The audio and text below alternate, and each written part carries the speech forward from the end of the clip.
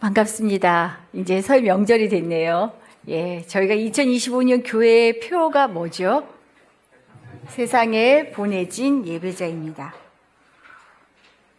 그래서 오늘은 세상에 보내진 예배자로 살아가기에 대해서 한번 같이 나누어 보려고 해요.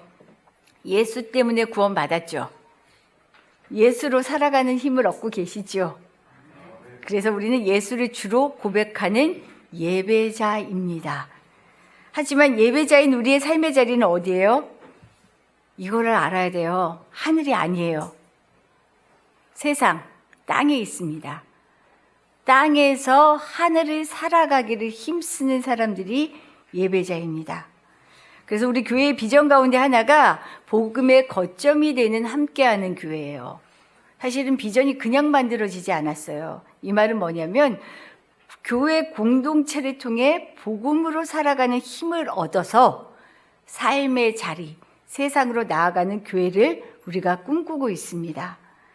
그런데 최근 세상에 비추어진 기독교가 극우단체로 이해되는 것 같아서 두렵습니다. 신앙의 기치를 들고 나의 생각에 정의가 아니다라고 여기면 폭력을 불사한다는 것, 매우 위험한 일입니다. 이것이 순교가 될 수 없습니다. 여기에 목숨을 거는 것이 아닙니다. 분명한 것은 목적이 옳으면 방법도 옳아야 합니다. 우리 성격 급하신 분들은 항상 생각하셔야 돼요. 이게 아닌 것 같은데 막 내가 아닌 것 같은 것으로 달려갈 때 막 멈추지 못하는 경우가 많은데 안 돼요. 그때는 멈춰야 할 때입니다. 내가 왜 이렇게 급하지? 지금 이거 아니면 안 되는 것 같은데 라는 생각이 들면 그때는 잠깐 스탑해야 되는 시간입니다. 폭력은 폭력으로 망하게 되어 있습니다. 이건 제가 드리는 말씀이 아니에요. 아무 죄 없으신 예수님이 죄인 누명 쓰고 잡혀가는 상황에서 지켜보던 베드로가 칼을 들었죠. 그리고 대제사장의 귀를 쳐버립니다. 이때 예수님께서 하신 말씀이 있어요. 마태복음 26장 52절의 말씀입니다. 예수께서 이르시되 내 칼을 도로 칼집에 꽂아라. 그러면서 뭐라고 얘기하셔요? 칼을 가지는 자는 다 칼로 망하리라. 이것이 세상의 원리입니다. 뜻대로 안 된다고 힘과 권력을 무기로 삼는다면 예수님의 십자가만큼 무능력한 것이 없어요. 힘과 권력을 무기로 삼는 것은 세상의 방법, 사탄의 방법입니다. 세상에서의 사역을 시작하시기 전에 예수님께서 40일을 밤낮으로 기도하셨죠. 금식하며 기도하셨어요. 이때 사탄은 예수님에게 뭐라고 얘기해요? 하나님의 아들이라면 돌로 떡을 만들어봐. 배가 한창 고플 때. 이거 예수님 못 만드셔요? 6,000명, 아니 4,000명, 5,000명도 먹이셨던 분이 못 만드시겠어요? 근데 예수님께서 원하는 대로 반응하지 않으셨어요. 성전 꼭대기에서 뛰어내려봐. 하나님의 아들이면 받쳐주실 거 아니야. 이 기적을 보여봐. 예수님이 못하셔서 뛰어내리지 않았을까요? 반응하지 않으십니다. 왜요? 이것은 분명히 사탄이 하는 시험이라는 것을 알고 있었기 때문이에요. 마태복음 4장 1절에 분명히 나오거든요. 그때 예수께서 성령에게 이끌려 마귀에게 시험을 받으러 광야로 가사.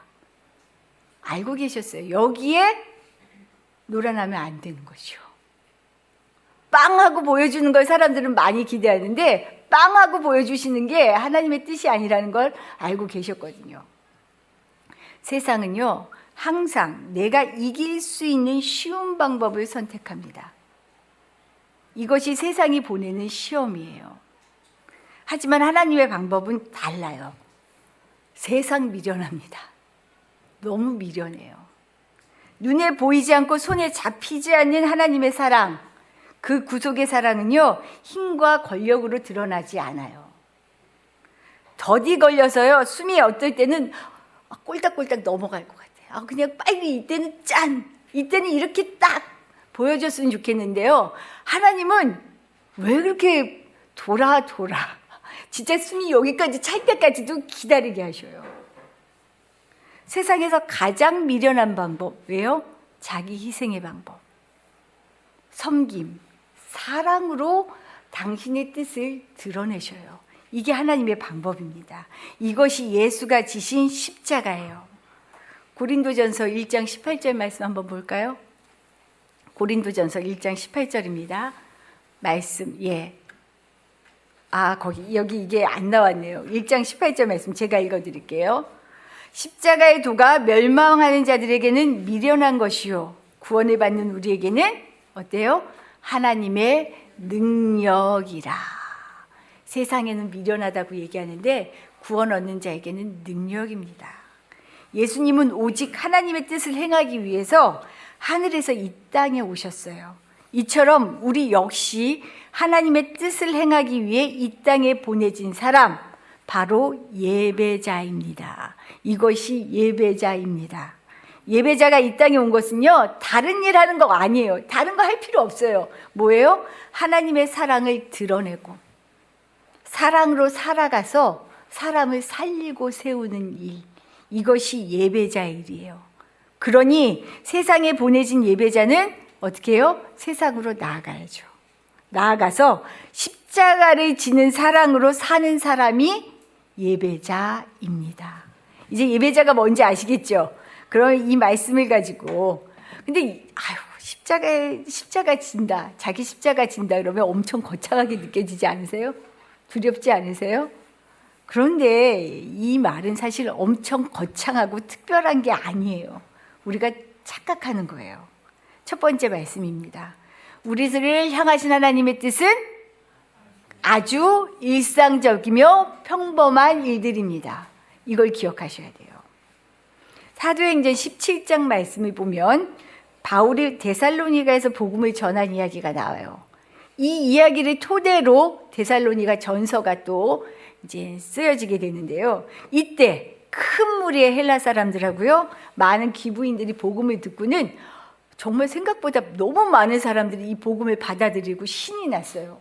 소위 말해서 말씀이 흥왕하기 시작했습니다. 말씀이 흥왕한다는 거 너무 좋죠. 신나는 일이잖아요. 근데 희한해요. 좋은 일에는 이것을 싫어하는 사람들이 있어요. 반대자들이 있습니다. 유대인들, 데살로니가에 있는 유대인들의 시기와 방해가 엄청났어요.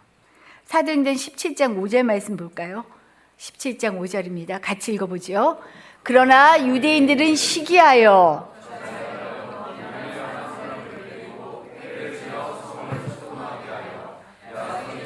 침입하여 그들이 백성에게 끌어내려고 찾았으나 유대인들의 시기가 너무 심했고요. 그래서 예수 믿는 것을 방해하고 폭동까지 만들어버린 거예요. 시기한 유대인들이 바울을 잡겠다고 소동을 피우고 폭동을 일으키니까 거기에 있는 사람들이 이들의 위협으로 바울을 지켜야 했어요. 그래서 어떻게 해요? 베레아로 보냅니다. 야반도주를 시켜요. 베레아로 보내는데 이들이 보통 사람들이 아니에요. 베레아까지 쫓아간 거예요. 베레아에 있대 해서 거기까지 쫓아가니까 어떻게 해요? 또 바울을 피신시킵니다. 그래서 아덴까지 가게 되는 거예요. 바울의 전도 여행이 사실은 이렇게 그런 의미들에 따라서 쭉 올라가게 되는데 어쩔 수 없이 떠나오긴 했지만 바울은 너무 염려가 된 거죠. 이제 데살로니가에 가서 복음을 전하고 교회도 생겨났는데 내 일신 구하자고 도망온 것 같잖아요. 남아있는 그 극한 상황에 있는 데살로니가 사람들이 너무 염려가 되는 거예요. 그래서 쓴 편지가 데살로니가 전서예요. 어떻게 하면 이들에게 정말로 이들이 잘 지내고 있는지, 이들한테 내가 이렇게 염려하고 기도하고 있다라는 것을 전하고 싶은 거죠. 이 마음이 데살로니가 전서 2장 17절 18절에 너무 잘 나와요. 한번 볼까요? 노란 글씨만 한번 읽어볼게요. 형제들아, 우리가 잠시 너를 떠난 것은 얼굴이요 마음은 아니니. 바울의 마음이 읽혀지지요. 어쩔 수 없이 떠나왔지만 마음은 아니야. 마음은 지금 내가 너희와 함께하고 있어. 바울은 이제 막 생겨난 어린 공동체를 남겨두고요, 마치 이들을 버리고 도망친 것 같잖아요. 이런데 다시 가서 찾아보고 싶은데 이상하게 뒤에 보면은요, 사탄이 막아요. 한두 번 시도했지만 갈 수 없는 상황이 됐어요. 그래서 어떻게 하냐면 디모데를 보냅니다. 잘 있는지 좀 보고 와봐. 상황이 어떤지 보고 와봐. 그래서 디모데가 가서 봤는데 들은 소식이 너무 감사한 거예요. 너무 건실하게 잘 있대요. 너무 잘 지낸대요. 근데 그때 상황이 그렇게 꼭 잘 지내는 것만은 사실 아니었어요. 왜냐하면 이때 데살로니가 전서가 쓰여질 때 데살로니가 교회에는요, 많은 교회들이 그랬죠. 예수님이 다시 올 거라는 그 말이 바로인 줄 알았어요. 바로 올 줄 알았는데 아무리 손을 꼽아도 예수님이 안 오는 거예요. 그래서 사람들이 어떠냐면, 야, 언제 오신대? 지금 오신대? 내일 올지도 몰라. 곧 오신대. 이걸로 그때와 시기를 논하느라고 정신이 없는 거예요. 그러면서 뭘 하느냐? 지금 내가 예수 믿고 살아가는 현재가 없는 거예요. 오시면 끝날 거다라는 생각 때문에 지금이 없어요. 이렇게 살아가고 있어서 더 걱정이 됐던 거죠. 그래서 바울은 그럼에도 불구하고 이런 분위기가 있지만 데살로니가 교회들이 너무 잘 서고 있다는 게 기쁘고 즐거워서 이들에게 어떻게 하면 더 믿음을 북돋아주면서도 경계해야 될 것이 무엇인지를 데살로니가 편지를 써서 전한 것입니다. 바울은 이 편지를 통해서 재림을 소망하는 성도들의 바람직한 생활, 왜요? 성도는 세상에 보내진 예배자니까요. 어떻게 바람직하게 생활해야 하는지를 얘기하는데 오늘 본문이 바로 그 말씀이에요. 오늘 말씀은 크게 두 가지로 나눠집니다. 12절에서 15절까지는 공동체가 어떻게 생활해야 하는가, 그리고 16절에서 18절은 개인이 어떻게 살아야 하는가. 그래서 사실은 우리가 교회로 모였을 때는요, 우리 흔히 그런 말 하잖아요. 교회에 사람 있는 곳이라 말 많어. 거기 가서 얼마나 상처받는데. 저도 상처받는 거 수도 없이 받고요. 저도 받아봤고, 여기 안 받아보신 분 없을걸요, 교회에서? 그러죠. 근데 교회가 그래야 될 곳인가요? 이거는 기본을 못 지켜서 일어난 일이거든요. 공동체를 통해서 뭐라고 얘기하냐면, 향해서는 사랑 안에서 너희가 서로 귀히 여겨라. 서로 권면하고 격려하고, 힘없는 자들은 붙들어주고, 악을 악으로 갚으면 안 돼. 누구를 대하든지 선을 따르라. 이게 공동체가 해야 될 바른 생활이라고 얘기해줘요. 그런데 이 말을 들으면서 제가 느낀 게 하나 있어요. 교회가 특별한 지금 제자훈련 그거 힘써야 돼, 안 지키면 안 되라고 얘기하지 않아요. 전도에 목숨 걸고 뭘 어떻게 해야 돼도 얘기하는 게 아니에요. 지금 어때요? 너무 평범한 일상적인 공동체에서 생활하면서 지켜야 할 신앙인의 태도에 대해서 얘기하고 있는 거예요. 지금 간절하게 애태우며 데살로니가 교회가 잘 지내는지를 염려하는 이 신생 교회에게 무엇을 얘기하냐면, 교회를 위한 프로그램, 제자 훈련, 특별한 이벤트, 그거는 지금 중요하지 않아요. 뭐요? 서로를 향한 삶의 태도를 말하고 있어요. 사랑해라, 화목해라, 격려해줘라, 힘이 되어줘라. 교회 오면 그런 게 느껴지세요? 안 느껴지면 큰일 나요. 목사들 책임져야 돼요. 그럼 개인에 대해서는 어떻게 얘기해요? 항상 기뻐하라, 쉬지 말고 기도하라, 범사에 감사하라. 외우려 하지 않아도 외워지죠. 이건 저절로 외워져요. 그런데 오늘 말씀은 여기에 포커스가 아니고 그 뒤에 있어요. 뒤에 말씀. 공동체를 향해서 말씀하시고 개인을 향해서 권고하신 다음에 뒤에 하시는 말씀이에요. 18절 말씀입니다. 같이 읽어보죠. 이것이 그리스도 예수 안에서 너희를 향하신 하나님의 뜻이니라. 바울이 권고한 이 명령들을 행하는 것이 성도들을 향하신 하나님의 뜻이랍니다. 거창해요? 하나님의 뜻이? 아주 비범해요? 특별하게 뭐 칼을 갈고 막 뭔가를 해야 될 것 같아요? 아니에요. 너무 평범해요. 너무 일상적인 얘기예요. 서로 화목하고 선으로 행하며 기뻐하고 기도하고 감사하라는 이 지극히 일상적이고 평범한 행동들이 하나님이 우리에게 바라시는 일이랍니다. 그런데 안타깝게도요, 성도들이 하나님의 뜻은 너무 특별한 것이야 라고 생각하는 경향이 다분히 있어요. 모든 일상적인 일들은 내팽개치고 소위 말하는 신령한 것을 찾으려고 애를 씁니다. 이단들의 특징이기도 해요. 그리고 우리 교회에서도 많이들 그렇게 찾아 나서는 경우가 많아요. 하지만 우리를 향하신 하나님의 뜻은 대부분 이런 것이 없다라는 게 아니에요. 대부분 아주 일상적이고 평범해요. 오히려 이 부분이 중요한데요. 너무 평범하고 당연한 것을 놓쳐서 세상의 상식이 사라지고 지금 비상식이 판을 치고 있습니다. 이게 상식적으로 맞아? 이게 지금 말이 돼? 이렇게 돌아가는 게 맞아? 이런 일들이 횡행하죠. 왜요? 일상을 놓치고 있어요. 가장 기본을 놓치고 있어요. 신앙의 기본이 빠지면 아무것도 아니에요. 모래 위에 지은 집이 된다니까요. 지금 우리에게 중요한 것은요, 현재 내가 처해 있는 일상의 경험과 삶에 더욱 깊이 들어가셔야 합니다.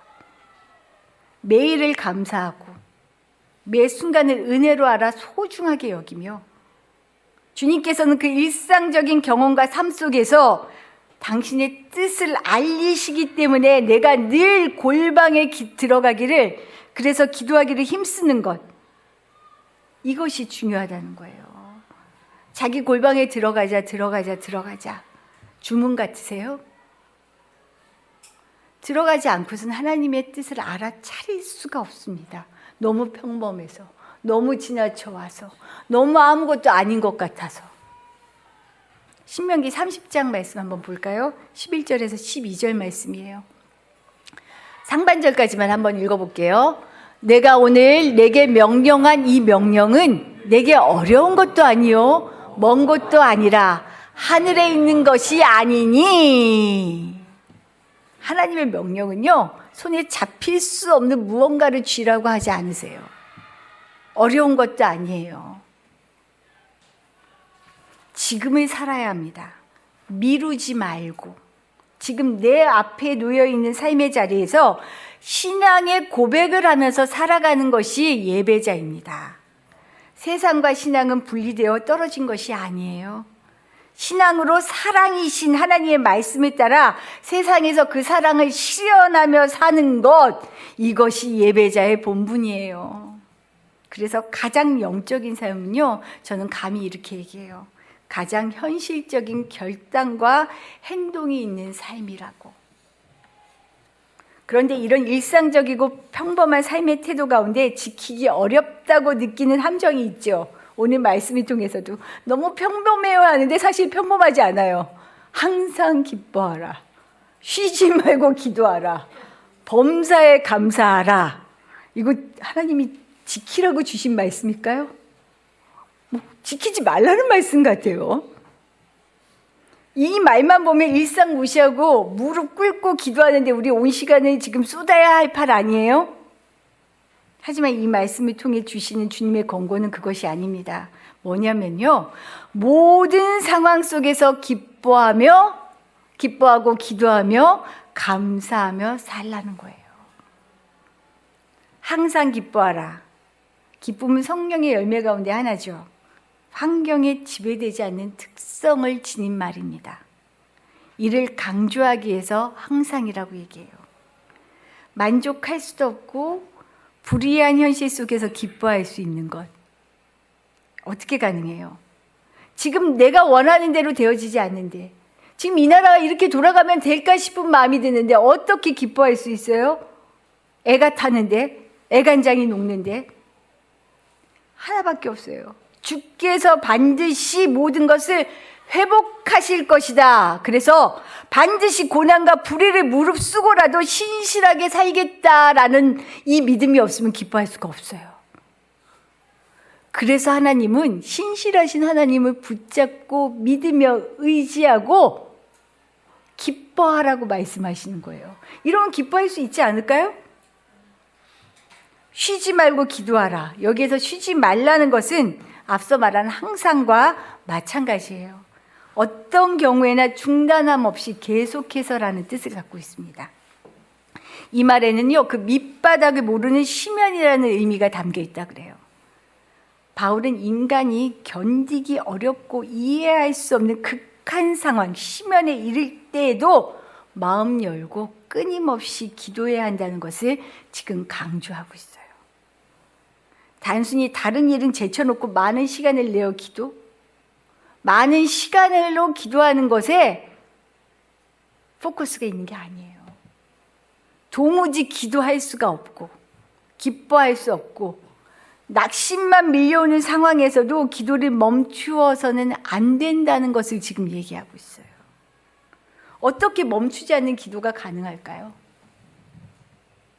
내 안에 임재하시는 주님이 내 삶에서 느껴져야 돼요. 너무 낙심이 되면요, 기도가 안 나와요. 아셔요? 그런 거 혹시 경험해 보셨어요? 기도가 안 나오고요, 정말 아이고 소리만 나올 때가 있어요. 아니야. 근데 주님 앞에서 이 아니야를 하셔야 돼요. 이것까지 다 쏟아내어 놓는 거예요. 그 다음은 하나님이 바꿔주시더라니까요. 뭐예요? 그럼에도 불구하고 하나님 앞에 아니야.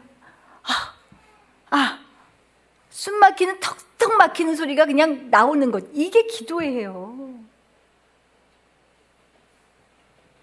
이 역시 하나님과의 관계를 떠나서는 얻을 수가 없는 일입니다.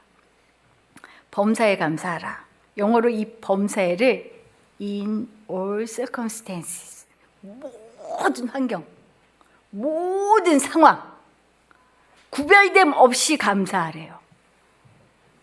사실 이런 감사는요, 하나님의 선하심을 깊이 깨달을 때나 나오는 신앙의 모습이에요. 머리로 아는데 깨달음이 없으면 어려움을 만날 때 하나님 앞에 원망과 불만을 터뜨릴 수밖에 없죠. 왜? 그러니 광야에서 40년간을 머물렀던 이스라엘 백성들, 뭔가 되지가 않으면 어떻게 해요? 원망하잖아요. 불평하잖아요. 차라리 그냥 두시지. 왜 우리를 여기까지 불러내셔서 누가 불러내라고 하셨어요? 라는 말이 절로 나오잖아요. 어쩜 저럴까 싶은데 사실은 우리 모습이죠. 하나님이 어떤 분인지에 대한 깊은 성찰과 철저한 신뢰가 없으니 불안하고 두려운 겁니다. 하나님이 애굽의 압제에서 구원해 주신 분이었다는 걸 잊어버린 거죠. 바다까지 가르고 건너오게 하신 분이라는 걸 잊어버렸죠. 하나님보다 상황이 더 커져버린 거예요. 그런데 하나님보다 큰 현실은 없습니다.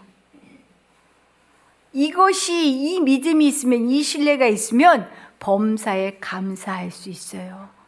항상 기뻐하라, 쉬지 말고 기도하라, 범사에 감사하라. 쭉 연결이 되어 있죠. 가장 선하게 인도하실 하나님, 타이밍을 나에게 맞추지 않고 하나님께서 반드시 타이밍을 맞추어 일하신다라고 하는 신뢰가 있으면 할 수 있는 일이 돼요. 그러면서 하나님이 말씀하시는 거예요. 이것이 너희를 향한 나의 뜻이다.